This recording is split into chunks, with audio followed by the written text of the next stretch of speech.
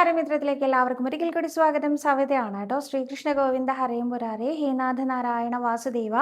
ശ്രീകൃഷ്ണ ഗോവിന്ദ ഹരേ മുരാരേ ഹേനാഥ നാരായണ വാസുദേവ. ശ്രീ ഗുരുവായൂരപ്പ ശരണം ഹരേ. ഇന്നത്തെ സത്സംഗത്തിലേക്ക് എല്ലാവർക്കും ഒരിക്കൽ കൂടി സ്വാഗതം. ഇന്ന് ശ്രീ ഗുരുവായൂരപ്പൻ ശ്രീലകത്ത് നിൽക്കുന്നത് പൊന്നോടക്കുഴലൂതി നിൽക്കുന്ന പൊന്നുണ്ണി കൃഷ്ണനായിട്ടാണ്. പൊന്നോടക്കുഴലൂതി നിൽക്കുന്ന ഉണ്ണി കൃഷ്ണന്റെ പാദത്തിൽ അനന്തകോടി നമസ്കാരം പറയുന്നു. ഒപ്പം കൃഷ്ണപാദമനിശം ഹൃദി ഭാവയാമി, ഹരികൃഷ്ണപാദമനിശം ഹൃദി ഭാവയാമി. ഇന്നത്തെ ശ്രീലകത്തെ രൂപത്തിൽ നമുക്ക് സ്തുതിക്കാൻ ഞാൻ എപ്പോഴും പറയാറുള്ളതുപോലെ തൃക്കാൽ രണ്ടും പിണച്ച തിരുമുഖ കമലം ദക്ഷിണയെ ചാച്ചു വെച്ചു, തൃക്കൈയിൽ കാഞ്ചനോടക്കുഴലും അധ വിളിച്ചൂതി മന്ദം ഹസിച്ചും, തക്കത്തിൽ പീലി ചൂടി കരിമുകിൽ വടിവും പൂണ്ടു നിൽക്കും മുകുന്ദൻ, നൽകാരുണ്യേന നിത്യം മമഹൃതി കളിയാടിയിടുവാൻ കൈതൊഴുന്നേൻ. ഉണ്ണികൃഷ്ണന്റെ പാദത്തിൽ വീണ്ടും അനന്തകോടി നമസ്കാരം പറയുന്നു. ഇന്നത്തെ ചോദ്യം നോക്കാം അല്ലേ. സവിത നമസ്കാരം. നാരായണീയം എഴുതുന്നുണ്ട്. സവിത പറയാറുണ്ടല്ലോ ശുദ്ധം വേണമെന്ന്. അതുകൊണ്ട് ഉദ്ദേശിച്ചത് നോൺ വെജ് കഴിച്ചും പീരീഡ് സമയത്തും പാടില്ല എന്നല്ലേ? തലേന്നത്തെ ഭക്ഷണം കഴിച്ചതുകൊണ്ട് കുഴപ്പമുണ്ടോ? സമയം കിട്ടുമ്പോഴെല്ലാം എഴുതാൻ വേണ്ടിയിട്ടാണ് ഞാൻ ഇങ്ങനെ ചോദിക്കുന്നത്. ഞാൻ നാരായണീയം വായിക്കുന്നുണ്ട്, യൂട്യൂബിൽ കേട്ടുകൊണ്ടാണ്. അത് രാവിലെ എഴുന്നേറ്റ് കുളിച്ച ഉടനെയാണ്. ഇപ്പോൾ ഈ പ്രശ്നം വരുന്നില്ല, എനിക്ക് പീരീഡ്സ് ഇല്ല. അതുകൊണ്ട് ഇതിനൊരു മറുപടി പറയണേ എന്നാണ് കേട്ടോ. തീർച്ചയായിട്ടും നോൺ വെജ് കഴിച്ചിട്ട് ചെയ്യേണ്ടെന്നാണ് ഞാൻ ഉദ്ദേശിച്ചത്. പീരീഡ്സ്, പുല, വാലായ്മ അങ്ങനെയുള്ള സമയത്തും ചെയ്യേണ്ടെന്നാണ് കേട്ടോ ഞാൻ ഉദ്ദേശിച്ചിട്ടുണ്ടായിരുന്നത്. തലേ ദിവസത്തെ ഭക്ഷണമൊന്നും കഴിക്കാത്തവരായിട്ട് ആരും ഉണ്ടാവില്ല തോന്നുന്നു അല്ലേ. ഇപ്പോൾ ഫ്രിഡ്ജിൻ്റെ സംവിധാനം വന്നതിന് ശേഷം ഒരുവിധം എല്ലാവരും അധികം വരുന്ന ഭക്ഷണം കളയാറൊന്നുമില്ല അല്ലേ, പിന്നീട് എടുത്ത് ചൂടാക്കി കഴിക്കാറുണ്ട്. അതുകൊണ്ടല്ല ഞാൻ ഉദ്ദേശിച്ചത്. ഞാൻ ഉദ്ദേശിച്ച ശുദ്ധമൊക്കെ ചേച്ചിക്ക് മനസ്സിലായത് തന്നെയാണ് കേട്ടോ. അടുത്തതായിട്ട് ദീപാ സാജൻ എന്ന ഭക്തയാണ് പറഞ്ഞിരിക്കുന്നത്. സവിത, ഞാൻ ദീപാ സാജൻ, കൊല്ലം. ഞാൻ ഒത്തിരി സന്തോഷം ഒപ്പം ടെൻഷനോട് കൂടിയാണ് കമൻ്റ് ഇടുന്നത്. ഒരുപാട് നാൾ കൊണ്ട് കണ്ണനെ പ്രാർത്ഥിച്ച ശേഷം എനിക്കൊരാഗ്രഹം സാധിച്ചു. ഒരു ചെറിയ ബിസിനസ്സിൽ പങ്കാളിയായി. ഞാൻ ഇന്നും ബാണയുദ്ധം വായിക്കാറുണ്ട്, നാരായണനാമം ജപിക്കാറുണ്ട്. ഗുരുവായൂർ വരുമ്പോൾ അടിപ്രദക്ഷിണം, കാതിലെക്കൊല, നടക്കൽ വെക്കൽ എന്നിവ ചെയ്യാമെന്ന് പറഞ്ഞിട്ടുണ്ട്. ഭജനം ഇരിക്കാലും അതെല്ലാം ഞാൻ ചെയ്യുകയും ചെയ്യും. പക്ഷേ അത് നല്ല ടെൻഷനാണ്. ആ ബിസിനസ്സിൽ കയറിയതിൽ പിന്നെ വിജയിക്കുമോ എന്ന ടെൻഷൻ നല്ലോണം ഉണ്ട്. ആളുകൾ ഓരോന്ന് പറയുന്നു നെഗറ്റീവായിട്ട് എന്നാണ് പറഞ്ഞിരിക്കുന്നത്. ശ്രീ ഗുരുവായൂരപ്പൻ്റെ ബാണയുദ്ധം ചൊല്ലി നമസ്കരിക്കുന്നുണ്ട്, അനേകം വഴിപാടുകൾ ചെയ്യുന്നുണ്ട്, തൊഴുന്നുണ്ട്, നമസ്കരിക്കുന്നുണ്ട്. ഇതിനേക്കാളൊക്കെ വിശ്വാസം നെഗറ്റീവ് പറയുന്ന ആൾക്കാരെയാണെന്ന് പറഞ്ഞാൽ പിന്നെ ഇതിനപ്പുറത്തേക്ക് ഞാൻ എന്താ പറയുക. ഈ ചെയ്യുന്ന കാര്യങ്ങളിലൊക്കെ അടിയുറച്ച് വിശ്വസിച്ചാൽ മാത്രമേ നിങ്ങൾ ചെയ്തിട്ട് കാര്യമുള്ളൂ എന്ന് തന്നെയാണ് ഞാൻ വീണ്ടും വീണ്ടും പറയുക. ആ വിശ്വാസത്തിന് ഒരു പതർച്ച വരുന്നത് എവിടെയാണെന്ന് എനിക്ക് മനസ്സിലാവണില്ല. പല ആൾക്കാരും സവിത ഒന്ന് പ്രാർത്ഥിക്കൂ പറയുമ്പോൾ എനിക്ക് സന്തോഷം തോന്നാറുണ്ട്. അമ്പലത്തിൽ പോയി പ്രാർത്ഥിക്കാനല്ലേ പറയണേ. പക്ഷേ പല ആൾക്കാരും സവിതയൊക്കെ പ്രാർത്ഥിച്ച കേൾക്കും, ഞാനൊന്നും പ്രാർത്ഥിച്ച കേൾക്കില്ല. എന്താണ് അങ്ങനെയൊക്കെ ചിന്തിക്കണേ? നമ്മുടെ ഉണ്ണികൃഷ്ണനല്ലേ. ഇങ്ങനെ ഒരു പാർഷ്യാലിറ്റി ഉണ്ണികൃഷ്ണൻ്റെ ഭാഗത്ത് നിന്ന് ഉണ്ടാവുമെന്ന് തോന്നുന്നുണ്ടോ? ഒരിക്കലും ഇല്ല. അവരെ അനുഗ്രഹിച്ച പോലെ എന്നെ അനുഗ്രഹിക്കണം എന്ന് പറയരുത് ഗുരുവായൂരപ്പനോട്. അവരും ഗുരുവായൂരപ്പനും തമ്മിൽ എന്താ ബന്ധം എന്നുള്ളത് നമുക്കറിയില്ല. എന്നെ അനുഗ്രഹിക്കണേ ഗുരുവായൂരപ്പാന്നേ പറയാൻ പറ്റുള്ളൂ. നിങ്ങളെ അനുഗ്രഹിക്കണ പോലെ എന്നെ അനുഗ്രഹിക്കണം എന്ന് എനിക്ക് പറയാൻ പറ്റുമോ? ഞാനൊരു ബിസിനസ്സിലും പങ്കാളിയായിട്ടില്ല. ബിസിനസ്സിൽ പങ്കാളിയാവണമെന്ന് ആഗ്രഹിക്കാൻ പാടും.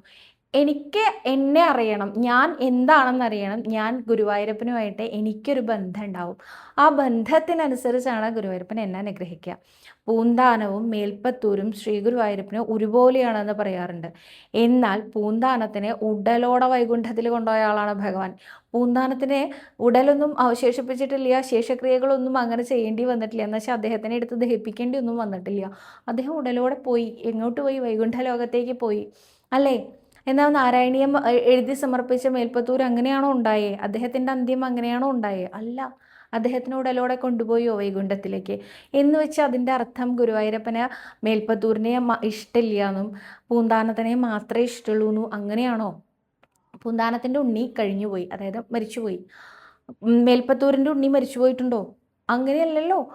Unnikrishnan person to person different ആണെങ്കിലും എല്ലാവരെയും അനുഗ്രഹിക്കും. ഉണ്ണികൃഷ്ണൻ എന്ന് പറഞ്ഞാൽ ഒരു ജീവനെ അദ്ദേഹം സ്വന്തമാക്കി കഴിഞ്ഞാൽ ഒരു തരത്തിലും വിടില്ല. പിന്നെ നമ്മൾ തെറ്റുകളിലേക്ക് പോവുകയാണെങ്കിൽ നല്ല അടി കിട്ടും ഉണ്ണികൃഷ്ണൻ്റെ നിന്ന്. പക്ഷെ ആ അടിയിൽ നിന്ന് നമ്മൾ പഠിച്ചു വിചാരിക്കുക, പിന്നീട് ഒരിക്കലും ഒരു പ്രശ്നം ഉണ്ടാവില്ല കേട്ടോ. അപ്പോൾ ആ അടി കിട്ടുന്ന സമയത്ത് നമ്മൾ പഠിക്കണം. പഠിപ്പിക്കും അദ്ദേഹം. ആ രീതിയിൽ തന്നെ ആയിരിക്കും ആ അടി കിട്ടുക. പക്ഷേ നമ്മളെ സ്വന്തമാക്കിയ ഉണ്ണികൃഷ്ണൻ നമ്മുടെ ഒരു പ്രാർത്ഥന പോലും വിഫലമാക്കില്ല എന്ന് കരുതി ഞാൻ പറയാണ് എനിക്ക് ആകാശത്ത് അമ്പിളിയമ്മാവനെ എൻ്റെ കയ്യിൽ പിടിച്ചുകൊണ്ട് വന്ന് തരണം, ഉണ്ണികൃഷ്ണൻ പിടിച്ചുകൊണ്ട് വന്ന് തരുമോ? ഇല്ല. പക്ഷെ ഞാനിങ്ങനെ നിരന്തരം പ്രാർത്ഥിച്ച് എന്താ ഉണ്ടാവുക എന്നറിയോ? കാണാൻ നല്ല ചന്തമുള്ള ചന്ദ്രനെ പോലുള്ള ഒരു വിളക്ക് എനിക്ക് കൊണ്ടുവന്ന് തരും. വിളക്കോ അല്ലെങ്കിൽ ഒരു ഇന്നത്തെ അത്യാധുനിക സംവിധാനത്തിലുള്ള ഒരു ലൈറ്റിംഗ് സിസ്റ്റമോ എന്തെങ്കിലും കൊണ്ടുവരും. ഇത് കണ്ടിട്ട് നിനക്ക് എന്തെങ്കിലും ഓർമ്മ വരുന്നുണ്ടോ എന്ന് എൻ്റെ മനസ്സിലിരുന്ന് ചോദിക്കും. അപ്പം ഞാൻ ഇത് കണ്ടിട്ട് എനിക്ക് മൂണിൻ്റെ പോലെ തോന്നുന്നുണ്ട്. ഇത് തന്നെ ആയിരുന്നില്ലേ നീ കുറച്ച് ദിവസമായിട്ട് ആഗ്രഹിച്ചത് എന്ന് ചോദിക്കും.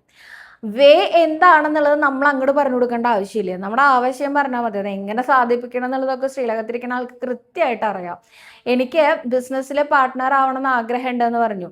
അപ്പോൾ ബാക്കി ഭഗവാൻ തീരുമാനിക്കും ഏത് ബിസിനസ്സിലാവണം, പാർട്ട്ണർ ആവണം, എങ്ങനെ വരണം, അത് ലാഭത്തിൽ വരണോ, അത് എത്ര രൂപ ലാഭം കിട്ടണം, ഒക്കെ ഗുരുവായൂരപ്പന് വിട്ടുകൊടുക്കൂ.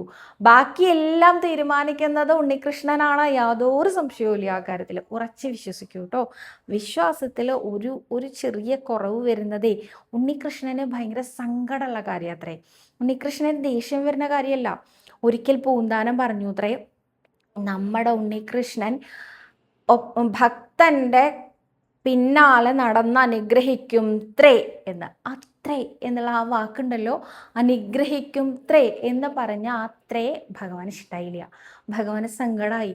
ഞാൻ ഇത്രയൊക്കെ പൂന്താനത്തിനെ ഇങ്ങനെ കൊണ്ട് നടന്നിട്ട് ഇദ്ദേഹത്തിന് ഇപ്പോഴും മാത്രമേ മാറ്റാറായില്ല, സംശയം മാറ്റാറായിട്ടില്ല, ഞാൻ കൂടെ വരുന്നുണ്ട് എന്നുള്ളത് ഉറച്ചു പറഞ്ഞൂടെ? എൻ്റെ ഉണ്ണികൃഷ്ണൻ എപ്പോഴും കൂടെ ഉണ്ടാവും, എന്താ പറയാൻ ഇത്ര മടിയെന്നാ ഭഗവാൻ ചോദിക്കണേ.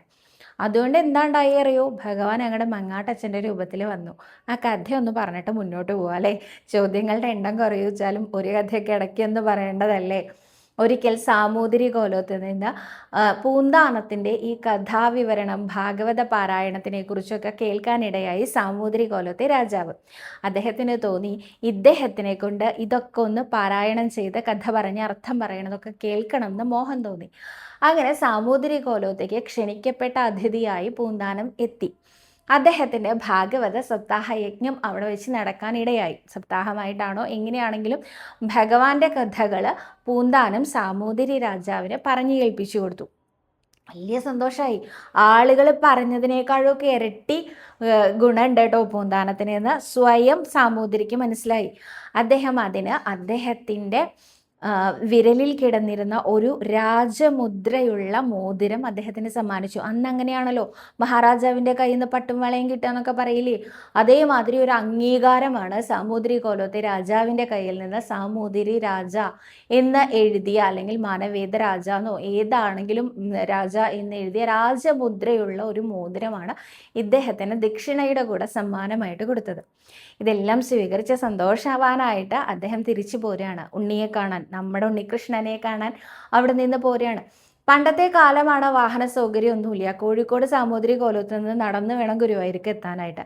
അപ്പോൾ അദ്ദേഹം നടക്കുന്ന ആ ഒരു വഴിയിൽ ഒരു കാട്ടുപ്രദേശം ഉണ്ടെന്നും ആ പ്രദേശത്ത് കുറേ കള്ളന്മാരുണ്ടെന്നും ഒക്കെ അദ്ദേഹം കേൾക്കുന്നുണ്ടായിട്ടുണ്ട്. ഇതുവരെ അനുഭവം ഉണ്ടായില്ല. അദ്ദേഹം നാമം ജപിച്ചുകൊണ്ട് വരുന്നതിൻ്റെ ഇടയ്ക്ക് 4-5 കള്ളന്മാർ അദ്ദേഹത്തിന് ചുറ്റും കൂടി. അദ്ദേഹത്തിനോട് പറഞ്ഞു കയ്യിലുള്ളത് മുഴുവൻ എടുത്തോളാൻ. ഇദ്ദേഹം ഉണ്ടല്ലോ എതിർത്ത് സംസാരിക്കാനേ പോയില്ല. അദ്ദേഹം കത്തി കാണിച്ച് ഭയപ്പെടുത്തിയിട്ടാണ് പറയണത്. ഇദ്ദേഹം വേഗം കയ്യിലുള്ള സകലതും അവർക്ക് കൊടുത്തു. ഭാണ്ഡത്തിൽ ഉണ്ടായിരുന്ന അദ്ദേഹത്തിൻ്റെ ഭാഗവത കെട്ട് മാത്രം അദ്ദേഹം കയ്യിൽ പിടിച്ചിട്ട്, ഇത് പുസ്തകമാണ്, ഭാഗവതത്തിൻ്റെ പുസ്തകം, ഇത് മാത്രം എൻ്റെ കയ്യിൽ വയ്ക്കാൻ എന്നെ അനുവദിക്കണം, ഇത് നിങ്ങൾക്ക് കിട്ടിയിട്ടും കാര്യമൊന്നുമില്ലല്ലോ. കള്ളന്മാർ പറഞ്ഞു അതേ ഞങ്ങൾക്ക് വേണ്ട, കൊണ്ടുപോയിക്കോളാൻ. അങ്ങനെ കള്ളന്മാർ പൂന്താനത്തിനെ പറഞ്ഞു ചോദിച്ചു. പൂന്താനം എന്ത് ചെയ്തു? ഇതും കൊണ്ട് ഈ ഭാഗവതം കയ്യിൽ കിട്ടിയല്ലോ, അദ്ദേഹത്തിന് വേറെ ഒന്നും ആവശ്യമില്ല. അദ്ദേഹം അതും കൊണ്ട് വീണ്ടും നാമം ജപിച്ച് നടക്കാൻ തുടങ്ങി. അദ്ദേഹം ഏതാണ്ട് ഒരു 10 മിനിറ്റ് നടന്നേ ഉള്ളൂ കേട്ടോ. അപ്പോഴേക്കും കള്ളന്മാർ വീണ്ടും ചുറ്റും കൂടി. എന്നിട്ട് കള്ളന്മാർ പറഞ്ഞു, ഞങ്ങൾക്ക് ഒരു എതിർപ്പും ഇല്ലാതെ സകലമാന സാധനങ്ങളും, കഴുത്തിലുണ്ടായിരുന്ന മാലയും കയ്യിലുണ്ടായിരുന്ന മോതിരവും ഭാണ്ഡത്തിലുണ്ടായിരുന്ന സാധനങ്ങളെല്ലാം കൂടി തന്നപ്പോഴേ ഞങ്ങൾക്കൊരു സംശയം തോന്നിയതാണ്, എന്താ ഇങ്ങനെ എതിർക്കാതെ ഇങ്ങോട്ട് തരുന്നതെന്ന്. ഇപ്പോഴല്ലേ ഞങ്ങൾക്ക് കാര്യം മനസ്സിലായത്. അപ്പോൾ അദ്ദേഹം ചോദിച്ചു, എന്ത് കാര്യം? കയ്യിലുള്ള മോതിരത്തിൽ ഞങ്ങൾ കണ്ടു രാജമുദ്ര, രാജാവിൻ്റെ അടുത്ത ആളാണെന്ന് ഞങ്ങൾക്ക് മനസ്സിലായി. ഞങ്ങൾ അങ്ങേ വിട്ടയച്ചു കഴിഞ്ഞാൽ അങ്ങ് ഉടനെ പോയി ആ സാമൂതിരി കോലത്തെ രാജഭടന്മാരെ ഞങ്ങൾക്ക് പുറകെ അയക്കും, അല്ലെങ്കിൽ അങ്ങയുടെ പുറകെ അവരെ അന്വേഷിച്ച് വരാനുള്ള സാധ്യതയുണ്ട്. അതുകൊണ്ട് തന്നെ ഇനി അങ്ങയെ വധിക്കുകയല്ലാണ്ട് ഞങ്ങളുടെ മുമ്പിൽ വേറെ യാതൊരു വഴിയില്ല പറഞ്ഞു. അങ്ങനെ അവരെ വധിക്കാൻ തയ്യാറായി. പൂന്താനം ഒരുപാട് തവണ പറഞ്ഞു കേട്ടോ, ഒന്നും അല്ല കേട്ടോ, എനിക്ക് സമ്മാനം കിട്ടിയ മോതിരാണ്, ഞാനും കോലോകവും തമ്മിൽ വലിയ ബന്ധമൊന്നുമില്ല, പൂണൂലും ഇട്ടിട്ടുണ്ട്, ഏതെങ്കിലും തമ്പുരാനാണോ എന്ന് അറിയില്ലല്ലോ, നിശല്യ എന്നുള്ളത് കൊണ്ട് ഇവർ പറഞ്ഞു പറ്റില്ല, ഞങ്ങൾ പറഞ്ഞേക്കില്ല എന്ന്. അപ്പോൾ അവരെ ചുറ്റും കൂടിയിട്ട് എന്താ ഉണ്ടായി, ഇപ്പം വധിക്കും എന്നുള്ള സമയമായപ്പോൾ പൂന്താനം കണ്ണടച്ച് നിന്ന് അങ്ങോട്ട് പ്രാർത്ഥിച്ചു തുടങ്ങി.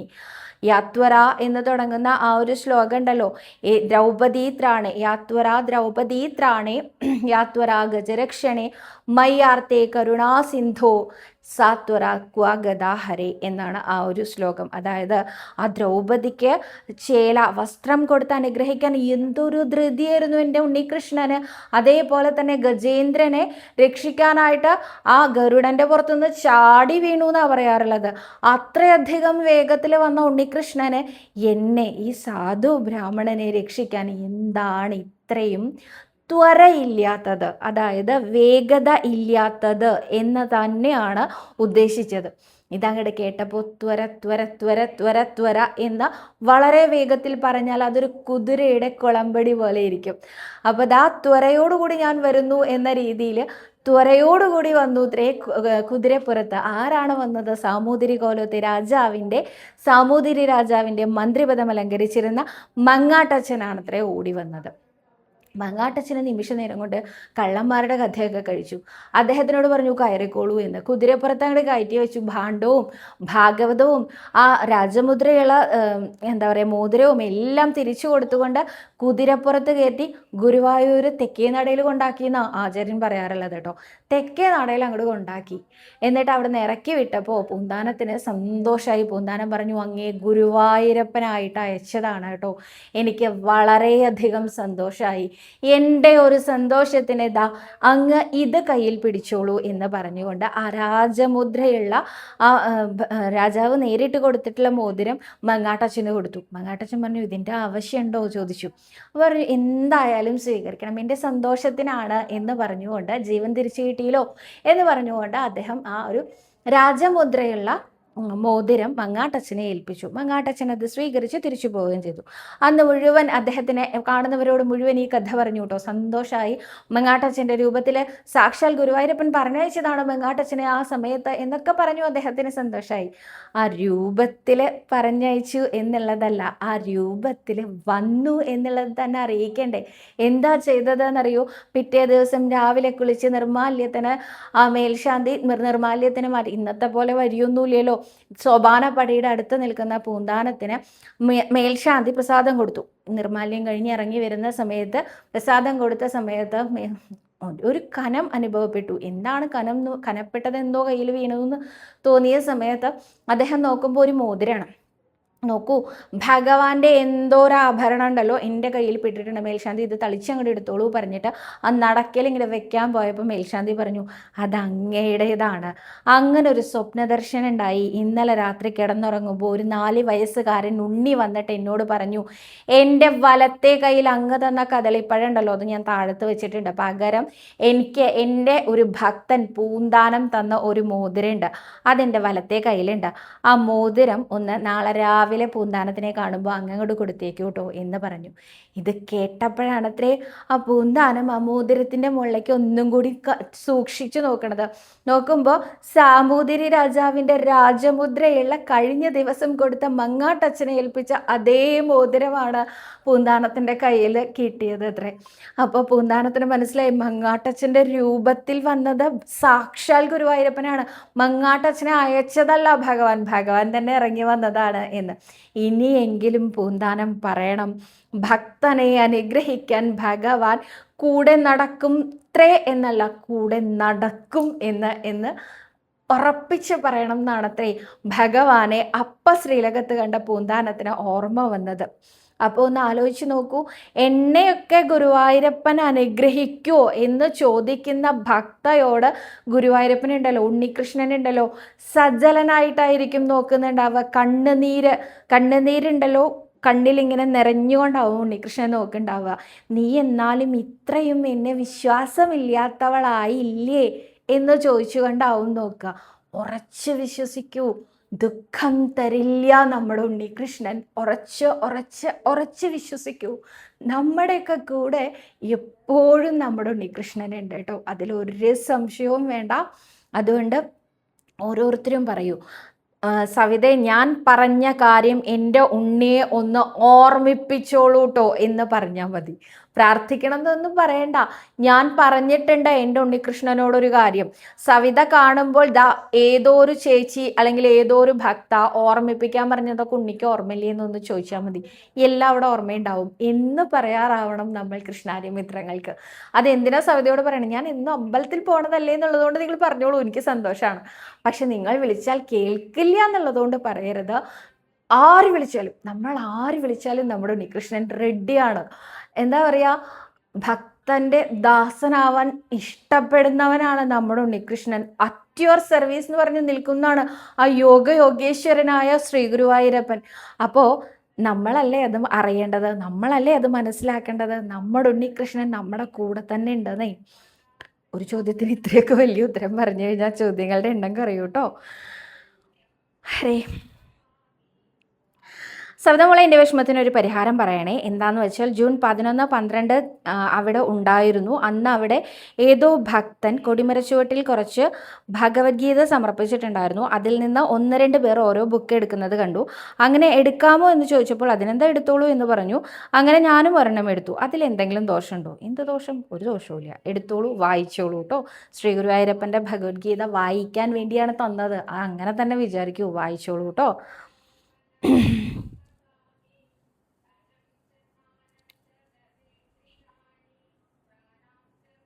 ഓക്കെ, അടുത്തതായിട്ട് സവിത ചേച്ചി, എനിക്ക് ഉണ്ണിക്കണ്ണൻ്റെ വിഗ്രഹം വാങ്ങി എൻ്റെ ഷെൽഫിൽ വെക്കണമെന്നുണ്ട്. അങ്ങനെ വെക്കാൻ പാടുമോ? പീരീഡ്സ് ആവുമ്പോൾ എന്താ ചെയ്യുക എന്നാണ് നിഷ കെ പറഞ്ഞിരിക്കുന്നത്. പീരീഡ്സ് സമയത്ത് ആ വിഗ്രഹം പോയി തൊടണം എന്ന് ഞാൻ പറയില്ല. ബാക്കി എന്താ ചെയ്യാം, ഒരു കുഴപ്പമില്ല കേട്ടോ. അവിടെ വെക്കാം, ഷെൽഫിൽ വെക്കാം. ഉണ്ണികൃഷ്ണനെ നോക്കാം, പീരീഡ്സ് സമയത്ത് നോക്കാം. കൈകൊണ്ട് ഇങ്ങനെ പ്രാർത്ഥിക്കാം, ഉണ്ണികൃഷ്ണ ഞാനിവിടെ ഉണ്ട് കേട്ടോ, എനിക്ക് പീരീഡ്സ് ആണ് കേട്ടോ, അതുകൊണ്ട് ഞാൻ അടുത്തേക്ക് വരണില്ല കേട്ടോ, കുറച്ച് ദൂരത്ത് നിൽക്കുക കേട്ടോ, അങ്ങനെയും പറയാം കേട്ടോ. ഇത് ഞാൻ പറയായതുകൊണ്ടാട്ടോ. വേറെ ആരെങ്കിലും ആണ് പറയണമെന്ന് വെച്ചാൽ അവർ പറയും ഉണ്ണികൃഷ്ണനെ എടുത്തോളാൻ. കാരണം എല്ലാം നമ്മുടെ ഉണ്ണികൃഷ്ണനല്ലേ, അങ്ങനെ എടുക്കണതിൽ തെറ്റില്ല എന്ന് ധരിക്കുന്ന ഒരു വിഭാഗക്കാരുണ്ട്. അവരോട് എനിക്ക് വിരോധമൊന്നുമില്ല കേട്ടോ. അത് അവരുടെ ഇഷ്ടം, അവരുടെ വിശ്വാസം അല്ലേ, അങ്ങനെയല്ലേ വിചാരിക്കേണ്ടത്. അടുത്തതായിട്ട് ചേച്ചി, സെങ്കൽപുരം അനന്തരാമ ദീക്ഷിതരും ഭഗവാനും തമ്മിൽ എന്തെങ്കിലും കഥയുണ്ടോ? അദ്ദേഹം ആരാണ്? ഭഗവാന്റെ ഭക്തനാണോ എന്നാണ് ഭാഗ്യ ചോദിച്ചിരിക്കുന്നത്. അനന്തരാമയ്യരെ കുറിച്ചുള്ള കഥ എന്താണെന്ന് വെച്ചാൽ, നാരായണീയത്തിന് ഇത്രയധികം പ്രചാരണം നൽകിയത് ഞാൻ എപ്പോഴും അനുസ്മരിക്കാറുള്ള തോട്ടം കൃഷ്ണൻ നമ്പൂതിരി തന്നെയാണ്. അദ്ദേഹത്തിന് നല്ലോണം എന്താ പറയുക, നാരായണീയം കൊണ്ട് നടന്ന് പ്രചരിപ്പിക്കുന്നതിൽ വലിയ വലിയ വലിയ പങ്ക് വഹിച്ചിട്ടുണ്ട്. ഇപ്പോൾ അദ്ദേഹത്തിൻ്റെ അടുത്ത തലമുറ അത് കണ്ടിന്യൂ ചെയ്യുന്നുണ്ട്. എന്നാൽ അനന്തരാമ ഭാഗവതരെ കുറിച്ച് പറയുകയാണെങ്കിൽ, ഭാഗവതരല്ല, ദീക്ഷിതരെ കുറിച്ച് പറയുകയാണെങ്കിൽ, അദ്ദേഹത്തിൻ്റെ തമിഴ് ബ്രാഹ്മണനായിരുന്ന അദ്ദേഹത്തിന് ഒരു തരം സ്കിൻ ഡിസീസ് വന്നു അത്രേ. വലിയൊരു സ്കിൻ ഡിസീസാണ് അദ്ദേഹത്തിന് വന്നത്. എന്താണെന്ന് വെച്ചാൽ വ്രണങ്ങളുണ്ടായി പൊട്ടിയൊലിച്ച് അദ്ദേഹത്തിനെ കാണുന്നവർക്ക് വരെ ബുദ്ധിമുട്ടുണ്ടാകുന്ന തരത്തിലുള്ള വലിയ ഒരു സ്കിൻ ഡിസീസ് അദ്ദേഹത്തിന് വന്നു. അപ്പം അദ്ദേഹം ഗുരുവായൂരപ്പനെ ഭജിക്കാൻ തീരുമാനിച്ചു. പക്ഷെ അദ്ദേഹം നല്ല സിവിക് സെൻസ് ഉള്ള ആളായിരുന്നു. എന്ന് വെച്ചാൽ പബ്ലിക്കിലായിട്ട് എങ്ങനെയാണ് പെരുമാറേണ്ടത് എന്നുള്ള നല്ല ബോധമുള്ള ആളായിരുന്നു അദ്ദേഹം. ഇത്തരത്തിൽ പൊട്ടി ഒലിച്ച് വരുന്ന ഒരു മനുഷ്യനെ ഏത് മനുഷ്യനും അകറ്റി നിർത്താനാണ് ആഗ്രഹിക്കുക അല്ലേ.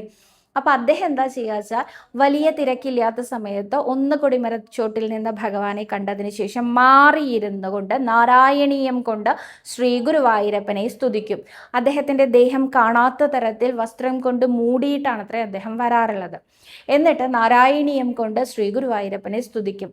എൻ്റെ ഈ അസുഖം മാറുന്ന പക്ഷം ഞാൻ ഈ നാരായണീയത്തിന് വേണ്ട വിധം പ്രചാരണം എന്നാലാവും വിധം ചെയ്യാം എന്നായിരുന്നു അത്രേ അദ്ദേഹം ഭഗവാന് കൊടുത്ത വാക്ക്. പോകെ പോകെ പോകെ അദ്ദേഹത്തിൻ്റെ അസുഖം മാറാൻ തുടങ്ങി. സാധാരണക്കാരെ പോലെ വേഷം ധരിക്കാൻ അദ്ദേഹത്തിന് പറ്റും. മൂടി പുതയ്ക്കണം എന്നൊന്നുമില്ല, വേഷ്ടി ഇടണം എന്നേ ഉള്ളൂ എന്ന രീതിയിലായി. പിന്നെ പിന്നെ പിന്നെ അദ്ദേഹത്തിൻ്റെ സ്കിൻ തിളങ്ങാൻ തുടങ്ങിയെന്നാണ്. ശരിക്കും സ്വർണ്ണവർണ്ണമായി തിളങ്ങാൻ തുടങ്ങിയെന്നും പതുക്കെ പതുക്കെ അദ്ദേഹം അങ്ങനെ ഒരു അസുഖത്തിന് അടിമയായിരുന്നു എന്നുള്ളത് പോലും തോന്നാത്ത തരത്തിൽ വളരെയധികം തേജസ്വരൂപിയായി മാറി അദ്ദേഹം എന്നും അതുകൊണ്ട് പിൽക്കാലത്ത് തമിഴ് ദേശത്ത് മുഴുവൻ നാരായണീയത്തിന് അദ്ദേഹത്തിനാലാവും വിധം പ്രചരണം നൽകിയിരുന്നു അദ്ദേഹം എന്നുമാണ് കഥ. ഇതാണ് അദ്ദേഹത്തിൻ്റെ കഥ. ഇദ്ദേഹത്തിൻ്റെ ഫോട്ടോ നമുക്ക് ഗുരുവായൂർ ക്ഷേത്രത്തിൽ കാണാൻ സാധിക്കും. ഗുരുവായൂർ ക്ഷേത്രത്തിലെ മാനേജർ ഇരിക്കുന്ന കിഴക്കേ ഗോപുരത്തിൻ്റെ മുകളിലേക്ക് കടക്കുന്ന സമയത്ത് നാരായണീയം രചിക്കുന്ന മേൽപ്പത്തൂരിനെ ഒരു വശത്തും ഇതുപോലെ ഒരു ദീക്ഷിതരെ അനന്തരാമ ദീക്ഷിതരെ മറുവശത്തുമായിട്ട് നമുക്ക് കാണാൻ സാധിക്കും. ഗുരുവായൂരപ്പൻ നടുക്കിലുമായിട്ട് അങ്ങനെ ഒരു വലിയ ഫോട്ടോ അവിടെ വെച്ചിട്ടുണ്ട്. അപ്പം ഇനി വരുമ്പോൾ ആരെങ്കിലും കാണാത്തവരുണ്ടെങ്കിൽ ജസ്റ്റ് ഒന്ന് ശ്രദ്ധിച്ചു നോക്കൂട്ടോ, നമുക്ക് അവിടെ അദ്ദേഹത്തിൻ്റെ ഫോട്ടോ കാണാൻ സാധിക്കുന്നതാണ്. അടുത്തതായിട്ട്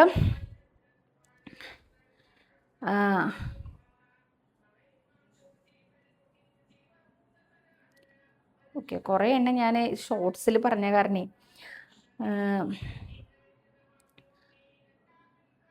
രാജി കാർത്തികേയൻ എന്നൊരു ഭക്തനാണ് ചോദിച്ചിരിക്കുന്നത്. മോളെ, ഞാൻ ചങ്ങനാശ്ശേരിയിൽ നിന്നാണ്. ഇവിടെ അടുത്തൊരു അമ്പലത്തിൽ അവരുടെ ഗ്രൂപ്പിൽ ഒരു എല്ലാ മലയാള മാസം 1-ാം തീയതിയും ആ അമ്പലത്തിൽ അഷ്ടദ്രവ്യ ഗണപതി ഹോമം ഉണ്ട് എന്ന് പറഞ്ഞു. ഞാൻ എൻ്റെ മകൻ്റെ പേരിൽ 12 മാസം ഗണപതി ഹോമം നടത്താൻ ആഗ്രഹിച്ചു. പക്ഷെ ആ തിരുമേനി 1 മാസം നടത്തിയിട്ട് അവിടെ നിന്ന് മാറിപ്പോയി. പിന്നെ അവിടെ അത് നടത്തിയില്ല. എനിക്ക് ഇത് തുടരാനും പറ്റിയില്ല. എന്താ മോളെ പരിഹാരം, മറുപടി പറയണേ എന്ന്. മഹാഗണപതിയെ എല്ലാ ദിവസവും പ്രാർത്ഥിച്ചോളൂ. ഇതൊരു ബുദ്ധിമുട്ടായിട്ട് അല്ലെങ്കിൽ ഒരു തടസ്സം നേരിട്ടതായിട്ട് കണക്കാക്കണ്ട. കാരണം ആ ക്ഷേത്രത്തിൽ അത് ഇല്ലാതായി എന്നല്ലേ പറയണം. ആ ക്ഷേത്രത്തിൽ ഈ കമ്മിറ്റിക്കാർ മാറി വരുന്നതിനനുസരിച്ച് അവരുടെ ഉത്സാഹത്തിനനുസരിച്ചൊക്കെ ഡിഫറൻസ് വരും അതിലത്തെ വഴിപാടുകൾക്കൊക്കെ. അത് നമ്മൾ കാര്യമാക്കി എടുക്കണ്ട. ഒരു തവണ ചെയ്യാൻ സാധിച്ചോളൂ. മഹാഗണപതിയോട് പ്രാർത്ഥിക്കൂ എല്ലാ ദിവസവും, ഉണ്ണി ഗണപതി അതൊന്ന് സ്വീകരിക്കണേ എന്ന്. ബാക്കിയുള്ള വഴിപാടുകൾ ഉണ്ടാവുമല്ലോ, ഗണപതിക്ക് നാളികേരം ഉടക്കലോ അങ്ങനെ എന്താണോ അവിടെയുള്ള വഴിപാട് അത് ചെയ്തു നമസ്കരിച്ചോളൂ. ദോഷമായിട്ട് കണക്കാക്കാനേ ഇല്ല കേട്ടോ. ഇനി ഇവിടെ ഗുരുവായൂർ വരുന്ന സമയത്ത് നമ്മുടെ ഒരു ഗണപതി ഉണ്ടല്ലോ ഇവിടെ, കാര്യസിദ്ധി ഗണപതി, കാര്യാലയ ഗണപതി, അത്തിമര ഗണപതി എന്നൊക്കെ അനേകം പേരുകളിൽ ഭക്തർ വിളിക്കുന്ന മേൽപ്പത്തൂർ ഓഡിറ്റോറിയത്തിൻ്റെ തൊട്ടുപിറകു വശത്തായിട്ട് കാണുന്ന ഗണപതി ക്ഷേത്രം, അവിടെ പൂജ ഷീട്ടാക്കിക്കോളൂ കേട്ടോ. അവിടെ പൂജ ഷീട്ടാക്കാനായിട്ട് 60 രൂപ മാത്രമേ വേണ്ടൂ. അതിൻ്റെ തൊട്ടടുത്തുള്ള കിഴക്കേ പുഷ്പകം എന്ന വീട്ടിൽ കയറിയിട്ടാണ് നമ്മൾ ആ പൂജ ഷീട്ടാക്കേണ്ടത്. അവിടെ കയറി പൂജ ഷീട്ടാക്കിക്കോളൂ കേട്ടോ. അടുത്തതായിട്ട് എൻ്റെ ഭർത്താവ് 2025 ജനുവരി മുതൽ വയറ് എരിച്ചിൽ, ഛർദി അങ്ങനെ അസ്വസ്ഥതകളാണ്. ഡോക്ടർ അസിഡിറ്റി ആണ് എന്ന് പറയുന്നു. കൊതിയുള്ള ഭക്ഷണം കാണുമ്പോൾ കഴിക്കാൻ പേടിയും എന്നാൽ കൊതിയും ഒക്കെ കൂടിയുള്ള മുഖം കാണുമ്പോൾ ഞാൻ ആരും കാണാതെ കരയും. വലിയ വിഷമത്തിലാണ് ഞങ്ങൾ. എന്ത് വഴിപാടാണ് ചെയ്യേണ്ടത് എന്ന്. വനഭോജനം എന്ന ഒരു ഭാഗമുണ്ട് ശ്രീ ഗുരുവായൂരപ്പൻ്റെ നാരായണീയത്തിൽ. ആ ഭാഗം ഇന്നും ചൊല്ലി നമസ്കരിച്ചോളൂ. വയറ് സംബന്ധമായിട്ടുള്ള അസുഖങ്ങൾ മാറാൻ മാത്രമല്ല, അന്നവും ആയുസ്സും ഒരുമിച്ചൊടുങ്ങണേ എന്ന പ്രാർത്ഥനയോട് കൂടിയിട്ട് ഓരോരുത്തരും ചൊല്ലേണ്ടതാണത്. അപ്പോൾ ഇതെന്താ ഇങ്ങനെ പറയണം, ആയുസ് ഒടുങ്ങാനാണോ? ആയുസ് ഒടുങ്ങാനല്ല, അന്നവും ആയുസ്സും ഒരുമിച്ചൊടുങ്ങണം. അതായത് വെള്ളം ഇറങ്ങാതെ കിടന്ന കിടപ്പിലായി എന്നൊക്കെ നമ്മൾ കേട്ടിട്ടില്ലേ. ഭക്ഷണമൊന്നും കഴിക്കാൻ പറ്റില്ല, എന്നാൽ പലതും കഴിക്കാൻ ആഗ്രഹമാണ്, പക്ഷെ അതൊന്നും പറ്റില്ല. അന്നവും ആയുസ്സും ഒരുമിച്ചൊടുങ്ങിയാൽ ഇങ്ങനത്തെ ഒരു പ്രശ്നവും ഉണ്ടാവില്ല. ഞാൻ എപ്പോഴും പറയാറുണ്ട്, വീട്ടുകാർക്ക് ബുദ്ധിമുട്ടുണ്ടായിച്ചാലും സങ്കടം സഹിക്കാൻ വയ്യാത്തതുണ്ടായിച്ചാലും എൻ്റെ അച്ഛൻ മരിച്ച പോലെ മരിക്കണം എന്ന്. കാരണം രാത്രി കിടന്നുറങ്ങി രാവിലെ എഴുന്നേറ്റില്ല, എല്ലാം നോർമലായിട്ടുണ്ടായിരുന്നു. രാത്രി ഉറങ്ങി രാവിലെ എഴുന്നേറ്റില്ല. എന്ത് സുഖമരണമാണ് അല്ലേ. അതുപോലെ വേണ്ടേ നമുക്ക് ഗുരുവായൂരപ്പൻ്റെ അടുത്തേക്ക് എത്താൻ. അപ്പം ഇത്തരം വൈറസ് സംബന്ധമായിട്ടുള്ള അസുഖങ്ങൾ വരുമ്പോൾ ഗുരുവായൂർ ക്ഷേത്രത്തിൽ എന്ത് വഴിപാടാണ് ചെയ്യേണ്ടത് ചോദിച്ചാൽ, നിവേദ്യച്ചോറ് ഷീട്ടാക്കി വാങ്ങി കഴിക്കുക. അത് അകത്തേക്ക് എത്തട്ടെ, നാമം ചൊല്ലിക്കൊണ്ട് നിവേദ്യച്ചോറ് ഷീട്ടാക്കി വാങ്ങി കഴിക്കുക എന്നുള്ളത് ഒന്നാമത്തെ കാര്യം. വനഭോജനം എന്ന ഭാഗം ചൊല്ലി നമസ്കരിക്കുക എന്നുള്ളത് രണ്ടാമത്തെ കാര്യം. അരിയും ആയുസ്സും ഒരുമിച്ച് മാത്രം ഒടുങ്ങണേ എന്ന് പ്രാർത്ഥിച്ചുകൊണ്ട് നമസ്കരിക്കുക. ഇത് മൂന്നാമത്തെ കാര്യം. ഇനി അസിഡിറ്റിക്ക് നമ്മൾ അല്ലെങ്കിൽ വയറ്, നെഞ്ചരിച്ചിൽ, പുകച്ചിൽ അങ്ങനത്തെ എന്ത് കാര്യം പറഞ്ഞാലും പണ്ടുള്ള ആൾക്കാർ എന്താ ചെയ്യുക, ഇഞ്ചി നീര് കൊടുത്തോളാൻ പറയില്ലേ. ഇഞ്ചി നീര് കഴിച്ചാൽ ശരിയാവും, ഇഞ്ചി നീര് കുടിപ്പിച്ചോളൂ എന്നൊക്കെ പറയണ കേൾക്കാറില്ലേ. അപ്പോൾ കുറച്ച് ഇഞ്ചി ഗുരുവായൂരപ്പനെ കൊണ്ടുവന്ന് സമർപ്പിക്കുകയും കൂടി ചെയ്തോളൂ കേട്ടോ. അപ്പോൾ ഇന്ന് അത്രയും ചോദ്യങ്ങളും കൂടുതൽ ഉത്തരങ്ങളൊക്കെ ആയിട്ട് അടുത്ത വീഡിയോയിൽ കാണാമെന്ന് വിചാരിക്കുന്നു. ഇന്ന് കുറേ ചോദ്യങ്ങൾ പെൻഡിങ് ആണ്. ആ ചോദ്യങ്ങളെല്ലാം കൊണ്ട് അടുത്ത ദിവസം വരാം അല്ലേ. സർവരോഗവിനാശന പാപവിനാശന സർവദുഃഖവിനാശന സർവസൗഖ്യപ്രദായക പൂന്താനപ്രിയ ശ്രീ ഗുരുവായൂരപ്പ ശരണം.